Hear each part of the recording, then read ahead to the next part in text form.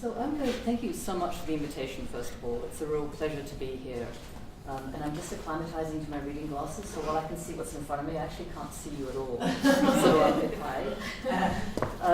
And also to the CDRL team for doing this extraordinary work. I've been a participant in the audience for these for many years, and they're wonderful. So great to be here. I'm here in my capacity as an artist who is, and obviously faculty at the New School, who was invited to curate an exhibition for the Auckland Festival of Photography. And it was the first time they'd asked an artist to curate this exhibition and the first time they'd asked an international to do it. And the only premise that they said was, aside from zero budget, which I think they thought, who can we ask who's really experienced in dealing with no budgets? Someone from the New School. Or little budgets, as it is. But the premise was to deal with the idea of home. And I had very little lead time to deal with this. So I was thinking about the idea of home, and of course it had to be around using photography as the main medium of the exhibition. So I was considering about photography and the idea of photography as home in its own right. And so I just want to start with an account, which I've used before, but it's one of the most profound things for me that's occurred in relation to photography. And it's this image. Taken from the NASA Hubble telescope when it was still an analog telescope, when it was still pointing out into space and capturing light falling onto the 8x10 silver sensitive plate. And this is quite an amazing image. So even in the most remote, darkest corner of our universe, there's still light. Considering the now famous image using the Hubble telescope, pointed into the darkest area of space and exposed for days, light traveling for an incomprehensible period of time arrested on the photographic plate. What a beautiful conundrum it caused. The light at the original source no longer existed, but it did exist some multitude of light years away in time, and part of that light came to rest in the photograph and continued on. And so that image is simultaneously an image of past, present, and future, and something which no longer exists, and there's this beautiful kind of conundrum. So I was thinking about how photography could relate to the idea of home. Now it turned out that they were thinking about home like this, and like this. I was thinking about it like that. So we had a bit of a feisty discussion in the first month. I wanted to look at the assumption of home as a given, questions of where we come from and how long we've been here, a riptide that runs through our identity. I come from a country not unlike this one, where we stand on the ground of others, and in this case, la party, sorry. So I was really thinking about that, because this exhibition was being housed in a very interesting challenge, the silos in Auckland, down on the waterfront.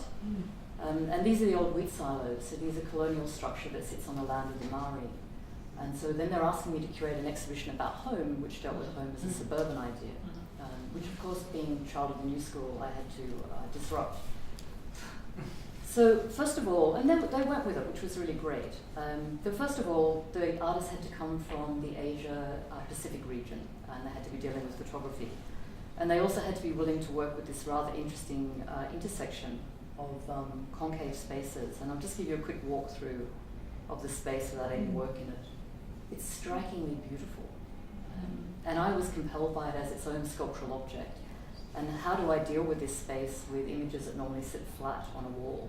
And what were the kind of artists that I could call on to work in this space? Not only was it curved, but it had interesting topographical ruptures on the surface of the concrete.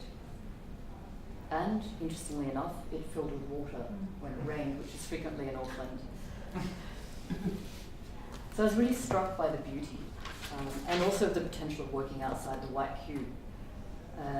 So again, thinking about who would understand the unique opportunity afforded to them, I immediately thought of my colleagues, Glenn and Lam, who were there installing in the space. Sian Turner-Carroll, who's a remarkable emerging artist who came to us as an emerging artist in residence in our program for a year. And both of those artists, or groups of artists, made work specific to the space.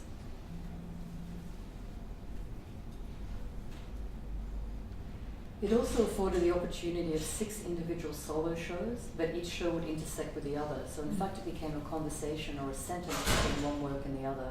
Each work afforded a view of 4 other bodies' work.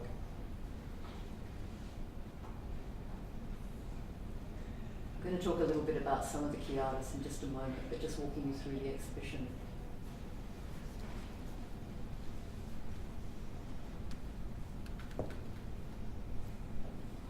One of the really important works in the exhibition were by the artist collaborative Linen Lamb, who of course New School faculty.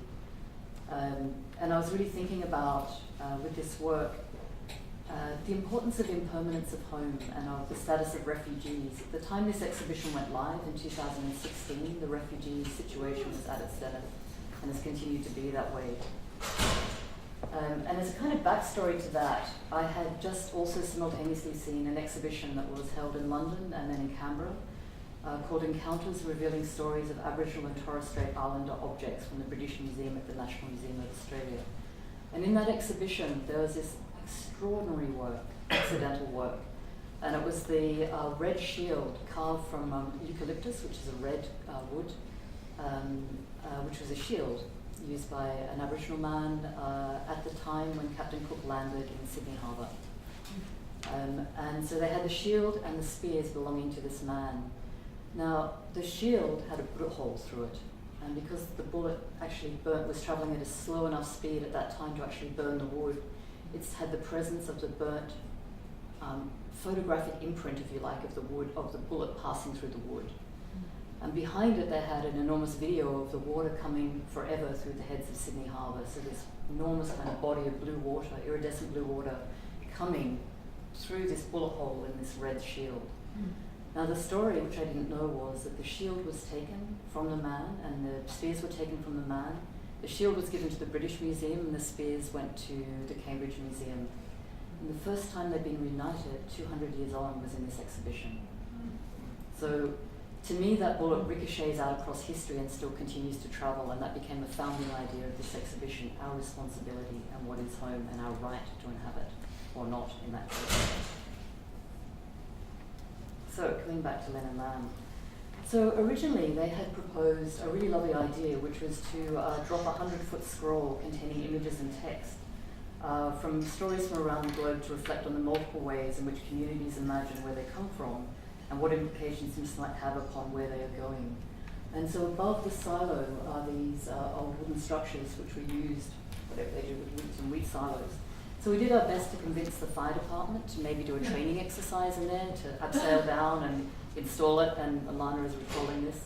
And then my cousins that live in Auckland offered to just rogue upsail down one night and install it. In the end, we had to let that go. So Linen Lamb kindly developed a work of theirs which was existing called Tomorrow I Leave. And this is one of the ongoing series of mixed media projects that examines the physical and psychic remainders of what came to be known as the Vietnamese refugee crisis.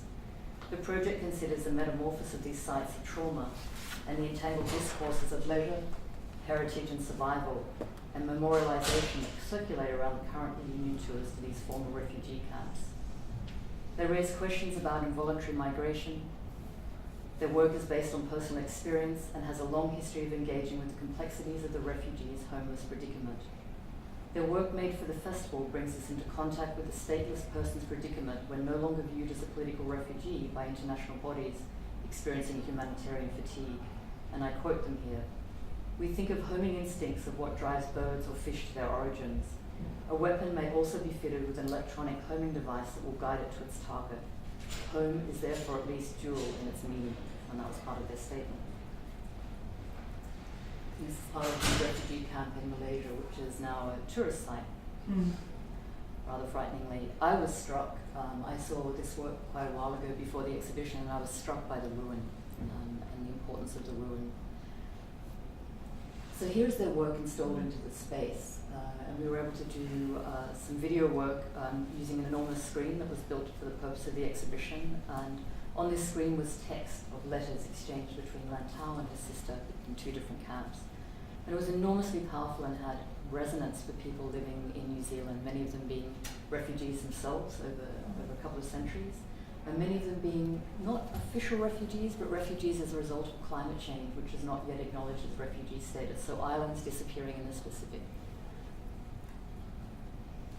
And then we had this lovely thing where people intersect with the work and be carrying the text around on them for a moment in time. And of course they became rock stars and were all over TV New Zealand and Radio New Zealand, which was really great because of the resonance of this work. From their work, you could see into the next room was Arthur O, who also teaches at the New School in photography. Arthur O's work, I was compelled by his idea of the connecting force between these dual geographic homes, Taiwan and America, and the idea of ocean as home. And for many people that shuttle backwards and forwards across the oceans in the South Pacific trying to land and being accepted somewhere, this became a very important motif. I'll just move a little bit quickly here. Sorry to do disservice to his work, but I'll just walk you through. Of course, these are actually meant to be flat, but he was really willing to work with these on vinyl, so we're actually able to adhere them to the curved surfaces of the wall. And for other artists that were insistent on mounting on flexible acrylic, which meant we could curve them to the walls, because the wall's concave and convex. This is Xiaofei Dirtz. Xiaofei is an artist who is descended, she's part German, part Taiwanese, and was raised in Australia. And her work is irrevocably informed by the Australian landscape. It's called Someone Digging in the Ground. And of course, it's a conundrum of finding home and the impossibility of that. Following this work, she filled the holes with black ink, used more traditionally in Chinese ink painting, and then photographed into the reflective surface of the ink. And this work was actually made specifically for the exhibition.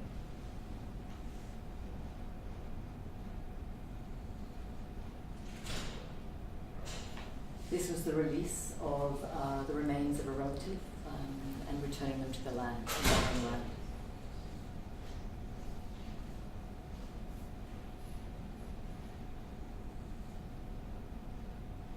Ian Strange is an artist originally from Perth, and he does actually intersect with the idea of suburban.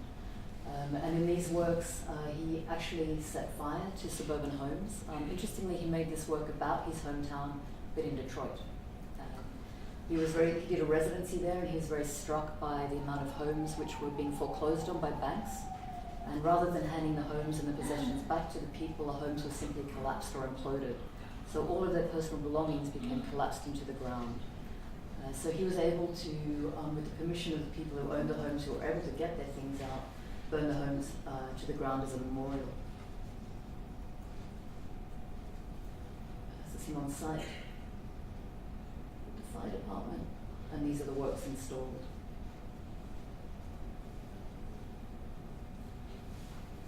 Which brings us to the work of Sean Turner Carroll, and he reaffirms our humanness.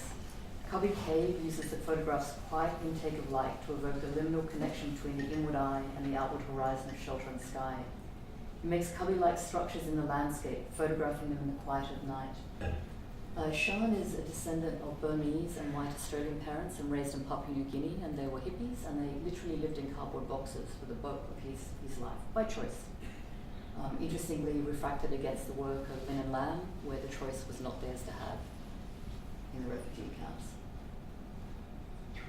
Sean, he went out and dumpster dived in Auckland and collected home objects from the dumpsters and installed them into his exhibition. This is a beautiful work he did in New York, and actually a performative work where he, and I will conclude with Sean, where he walked through the streets in his home, and it had all these pockets for water and plants and food. And he walked through the streets over a number of days and existed almost in a Buddhist-like manner of the kindness of strangers. And the last work that I'll conclude with, this is his raft. And they're strikingly beautiful works.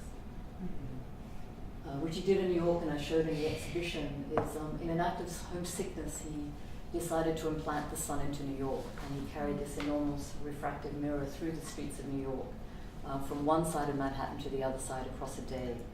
And I happened to be able to get up on some of the taller buildings of the New School and see him walking, and there was this extraordinary, which I have photographs of but not here, image of the sun held in the streets of Manhattan. So you had the sun above and the sun walking through the streets. So I have gone over my time very kindly.